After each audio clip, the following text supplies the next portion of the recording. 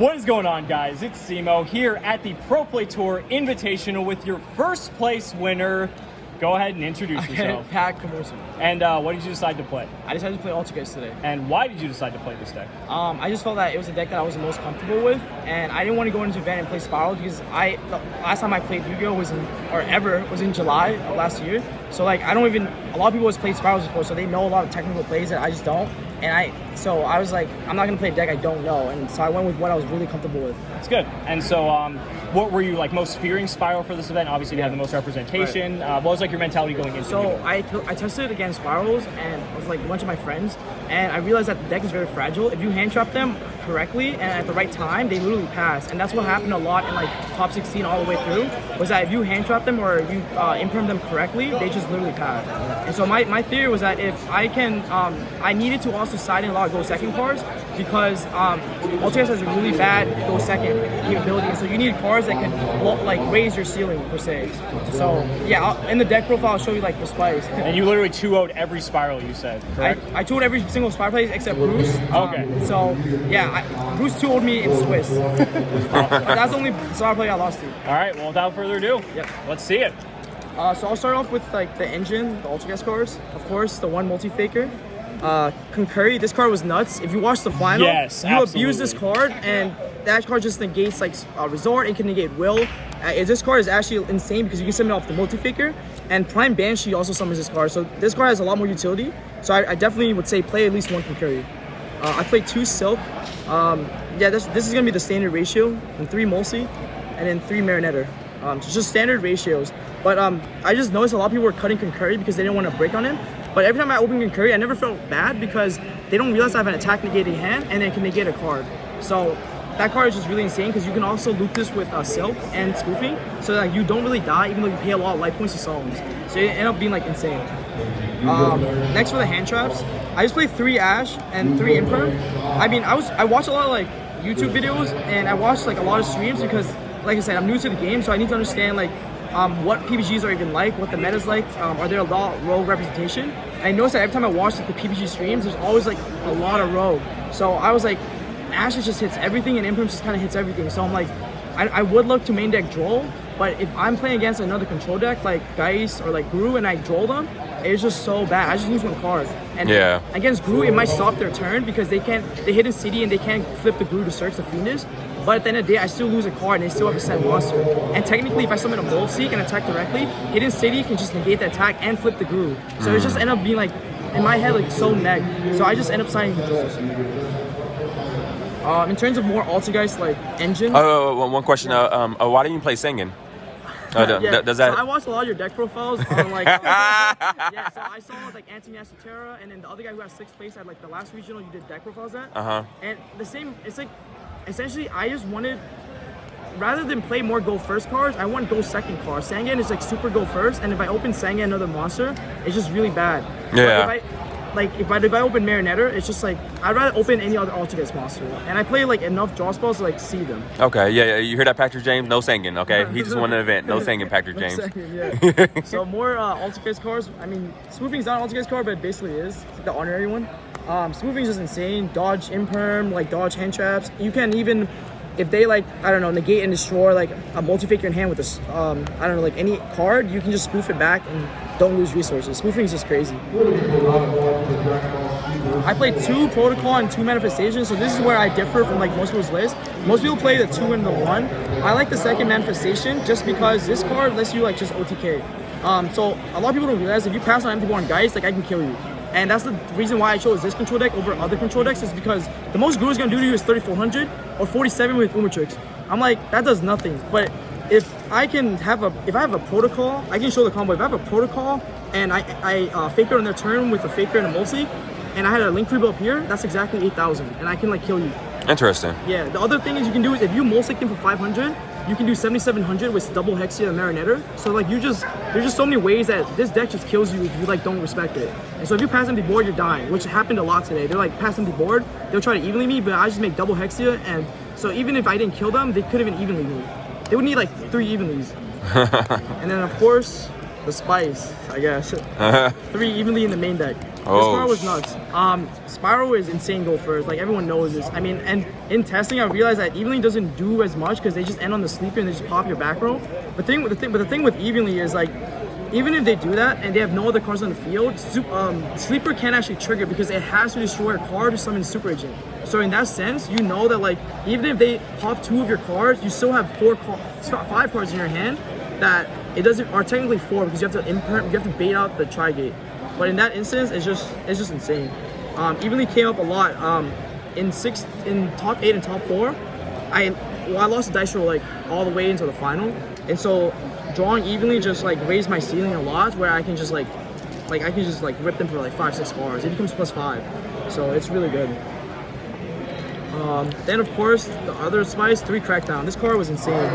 This overperformed. This over Warning, and the reason why I like this over Warning is because Warning, you have to pay life points, and sometimes like you can negate like the inherent summon and stuff, but it's fine. But it's just like I'd rather take their master plan instead of having master plan in the grave, and so that's why Crackdown is insane in like the Spiral deck, because you can crack down their monster, and if they do have Resort, the play that I did was I just Silk.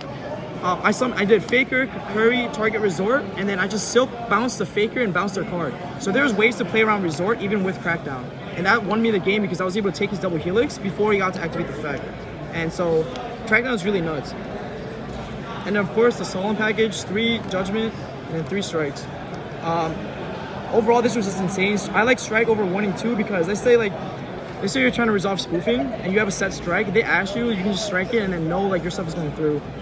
So I really like this card a lot. And then I guess into the extra, and then of course the 5 spell cards in my deck, double Duality and then triple Pot of Extravagance. This card is crazy. In top 8 or top 4 when I played against Ruben, I Extravagance into Duality into a Spear mode. Like, you draw so much. Essentially this is the Pot of Greed of the deck, but it's like you can think of it like an allure or like just draw cards and let's just see your side deck.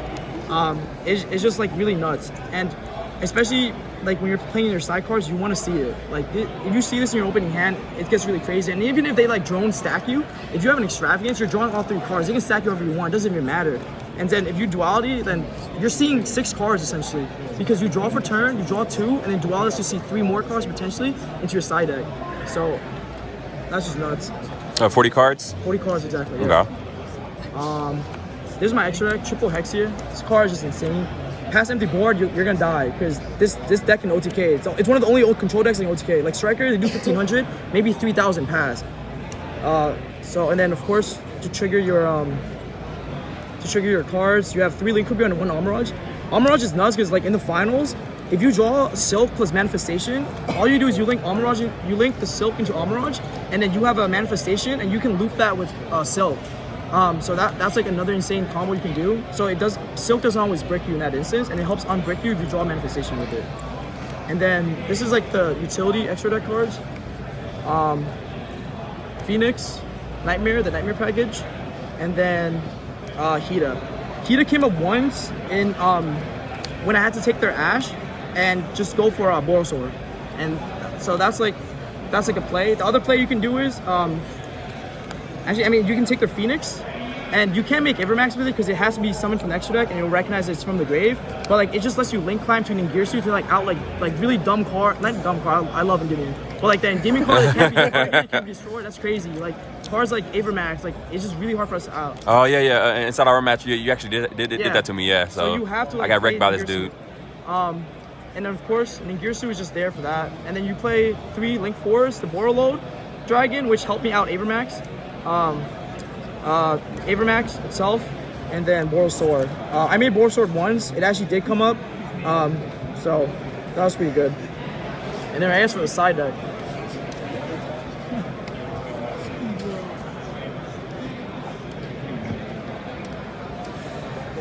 Three ball. This card, I got convinced to play it last minute, so shout out to Justin.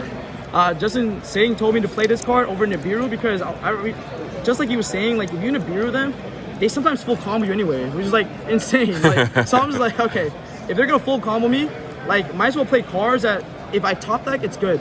And if I'm going second, if this is a 6 card, that's nice. And if you play Duality and Extravagance, you have a high chance of seeing this. But if you Duality into like a Rock or like Nibiru, you just want to cry. It's just like so bad. Yeah. So this card came up. I mean, yeah, I was spear molding everyone today. It was nuts. Of course, you have to respect Spirals. Droll is a really good hand trap. You just have to play.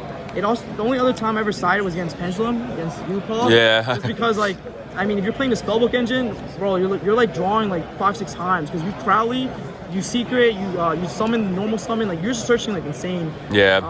So it's really good at just stopping turns, and it helps the Pendulum players. It prevents them from getting 3 counters of serving. Yeah. That's like the biggest thing. He drove me, I passed, and he said Solemn Judgment and Strike, and yeah, it just was over from there. He told me in 10 minutes, so he deserved to win this event, man.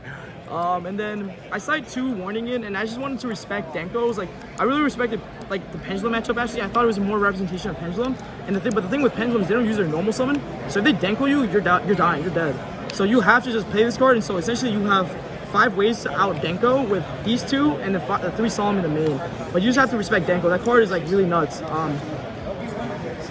Let's see what else. So the 3 Border.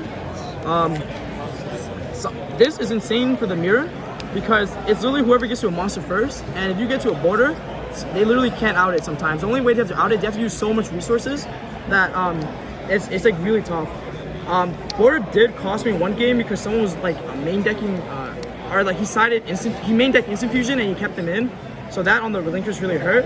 But essentially, what you can do is just play border control, like set a bunch of traps and just have border. It's like really degenerate, but you just need this to win when like a lot of cards just use effects.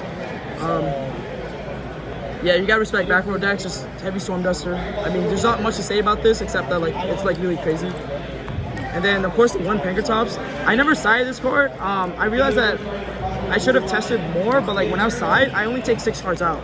So most of the time, I side like for example against like the Spiral matchup, I side these cards in. And if I'm like really scared, I sometimes side the Pankratops in too, just because it helps break the board a little more. And like if I'm playing against like Control, for example, I just go this, the Pankratops, and like 2 Warning, because if you need to get like inherent summon of like Guru, or they inherently just flips it, you're just warning them and they just like literally lose. So like, I mean, most of the time I'm siding like 6 cards, so I realized that like I should have just like tested more. I think instead of the 1 Pankratops, I might have played 1 Trap Trick. Just to respect back row. And then yeah, that's pretty much it. Any shout outs? Yeah, shout out to like so many people. I guess shout out to my team back home, like Mammals or like PNC Mammals. It's like not really a team, but it's just like a really cool group of friends, and they like really made a good community for me when I got to like Jersey and started playing in like the Jersey scene. Like shout out to like James Chow. He's like just a really good guy. He has like a bunch of cards. I mean, these are all mine, but like if you ever needed anything, like I know he got me. Well, shout out to like Nick Callis. He's like just a homie, like really good guy. Shout out to Tommy, who kept saying I was gonna win, and I actually ended up winning, which is funny. Shout out to Justin Singh. He gave me a lot of really good Altergeist tips, and like he was like super friendly about it, like and he shared me like a lot of knowledge. I really appreciate that. Yeah, shout out to like the Cardboard Crack group chat. It's like all the people back there in the Jersey community, like they're just like really cool. But yeah, overall, I mean, if I forgot anyone, I'm sorry. I'm just like exhausted.